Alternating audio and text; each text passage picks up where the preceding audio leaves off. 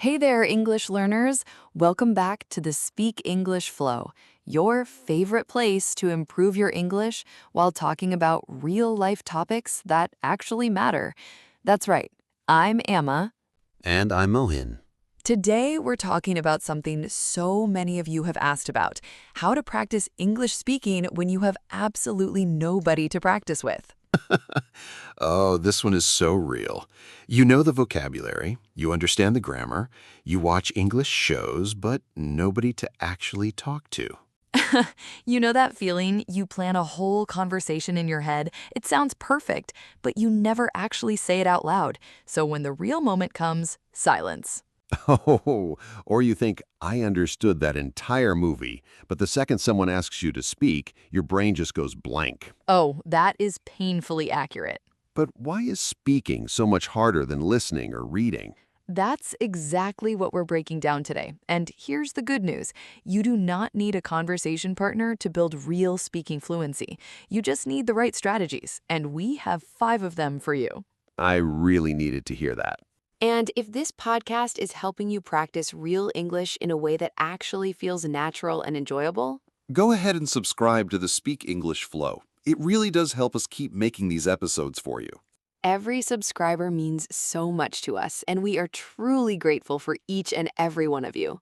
Oh, and before we jump into today's tips, we have something special waiting for you.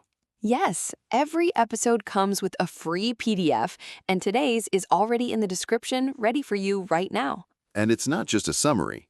We've packed it with speaking exercises and grammar practice, so you improve your solo speaking skills and your English at the exact same time.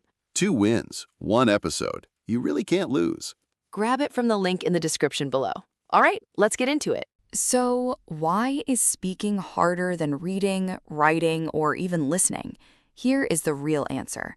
Speaking is a physical skill, not just a mental one. Physical? What do you mean? When you speak, your brain sends signals to your mouth, your tongue, your throat, your breathing, all at the same time. It's muscle memory, just like riding a bicycle. So, if I only study English in my head and never actually open my mouth, my brain never builds that physical connection? Exactly. You could know 5,000 words in your mind, but if your mouth has never said them out loud, they will not come when you need them. So knowing the words is only half the work. The other half is actually saying them. Think about it like this. Imagine someone who reads every single book about swimming, studies every technique, watches every Olympic race, but never once gets in the water. They would sink immediately on their first try. Exactly like that. Your English needs water time, and today we're going to give your speaking muscles 5 powerful exercises you can do completely alone. Okay, what's the first one? The first one, and it is the simplest but most underused strategy in the world, is talking to yourself, narrating your own life out loud in English. Wait, talking to nobody? Yes, when you're making coffee in the morning, say out loud, "I'm making coffee. I'm adding 1 spoon of sugar. It smells amazing." When you walk to work, describe what you see. When you cook dinner, explain every step. That sounds a little funny, but I actually understand why it would work. It works because your brain starts connecting English words directly to real actions, not to translations. You stop thinking coffee in your native language first and then translating. The English word just arrives on its own. Oh, so it trains the brain to think in English naturally, not to translate. Exactly. And the beautiful thing is, you need nothing for this. No internet, no textbook, no partner. You just need your own voice and your own day. I'm going to try that today. Describe my walk from the bedroom to the kitchen. Start there. 1 room, 5 sentences. That is more than enough to begin. But what if I don't know the English words for what I'm trying to describe? That is exactly where the second strategy comes in, shadowing. Shadowing? What does that mean? Shadowing is when you listen to a native English speaker and you repeat what they say at the same time or just half a second after, like a shadow that follows a person wherever they go. So you're not just listening, you're copying the exact sound, the rhythm, the speed. Everything. The rise and fall of the voice, the pace, the pronunciation, all of it. You can use a YouTube video, a podcast, a movie, or even this episode right now. Wait, people can shadow us right now while they listen? Right now, pause the video, repeat the sentence you just heard, then press play again. Your ears and your mouth start working together, and that is how real fluency is built. So I'm not studying the language, I'm copying the music of the language. That is such a perfect way to say it, the music of the language. English has a natural rhythm, a beat, and shadowing teaches your mouth to feel that rhythm without thinking about it. I'm going to replay this episode later and shadow both of you. That is genuinely the best use of this podcast. We love to hear that. Now, here's one that most people are afraid to do, but it might be the most powerful tool on this entire list. Record yourself speaking. Oh, I hate hearing my own voice. Almost everyone does at first, but here is what happens when you record yourself. You hear exactly what a real listener hears, not the perfect voice inside your head, the real voice that actually comes out. And that helps because... Because when you listen back, you catch things you never notice while speaking. Oh, I hesitated there. I said 4 times. That word came out wrong. My sentence ended too quietly. So you become your own teacher. You are the student and the teacher at the same time. Record yourself talking about anything for just 2 minutes. Listen back, pick one thing to fix. Record again.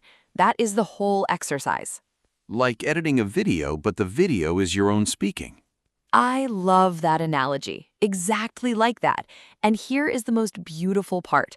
After 2 weeks, you listen to your first recording and you can hear your own progress with your own ears. Ah, that would be so motivating. Actual proof. Nothing builds confidence faster than seeing your own evidence. Okay, what's number 4? This one is simple and people underestimate it completely. Read out loud every day, even for just 5 minutes. Just read a book or article out loud? That's speaking practice? It absolutely is. When you read out loud, you train your mouth to move quickly in English. You train your breathing to support English sentences. You train your eyes and your voice to work together. It builds what we call articulation, the ability to say words clearly and fast. So it's like a warm-up exercise for your speaking muscles? Exactly like that. Actors do this every single day before a performance, and the result is when a real conversation happens, the words come out more smoothly because your mouth has already practiced the physical movements. So all the hesitation and the searching for words, reading out loud, reduces that? 5 minutes every morning and you will feel the difference in 2 weeks. Read anything, a news headline, a recipe, a children's story. It does not matter what you read. What matters is that your mouth is moving in English. I can do that before breakfast. That is practically nothing. Before breakfast is actually ideal. Your brain is fresh and the practice stays with you all day. All right, and the last one. This last one is my personal favorite. Role-playing imaginary conversations alone. Wait, talking to an imaginary person?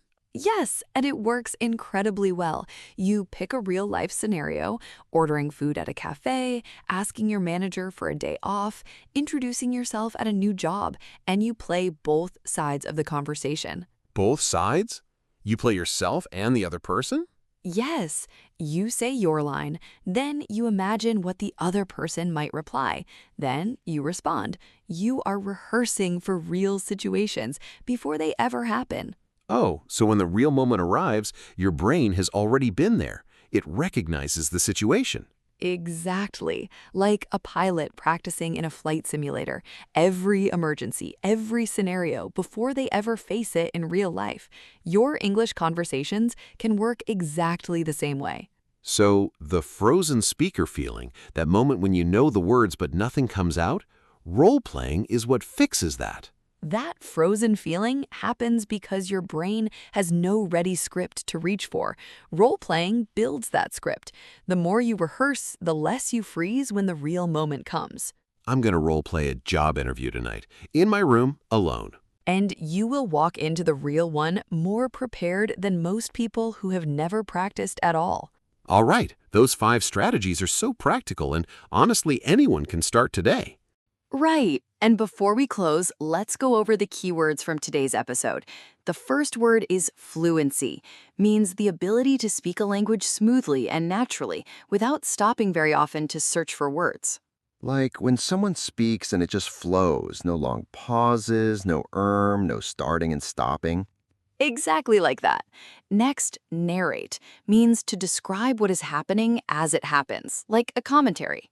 Like a sports commentator describing every play of a match live. Perfect example. That is narrating.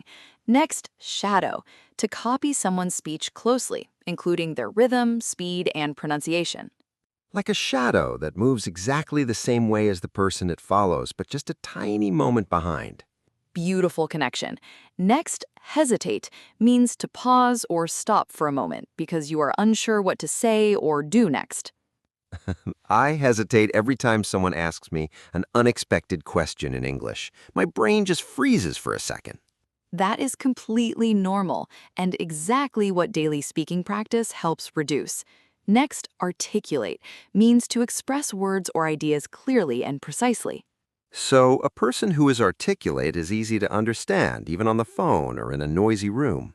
Exactly. And reading out loud every day is one of the fastest ways to become more articulate. Next, imitate means to copy someone's way of speaking, moving, or behaving. Shadowing is basically imitating native speakers, their exact sounds and patterns. Perfect. Next, monologue, a long speech or one-sided talk by one person, often used in acting, public speaking, or storytelling. So when I role play alone both sides of the conversation, I'm doing a monologue.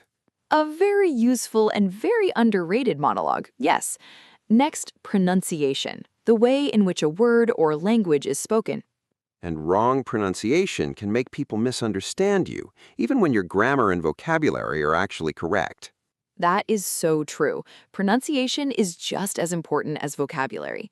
And the last word, confidence, the feeling of trusting yourself and your own abilities in a situation. And I think all 5 strategies today are really about one thing: building confidence, one speaking session at a time. And those are your key words from today. Use one of them in a sentence this week, and they will stick with you forever. Try just one. That's enough to start. Those words are so useful, especially when you're trying to describe your speaking practice journey to someone else. Right? I love how naturally every one of those words comes up in real English conversations every day. All right, that officially wraps up today's episode. Don't forget to grab your free PDF in the description. All the key vocabulary, takeaways, and speaking exercises are in one place waiting for you. And if this episode gave you at least one new way to practice English completely on your own, Please subscribe to the Speak English Flow and share it with one friend who also wants to improve their English speaking. that one share truly means the world to us. Just one friend. That's enough. See you next time on the Speak English Flow. Your progress doesn't end here. Click on the next video to keep your English growing. Bye for now.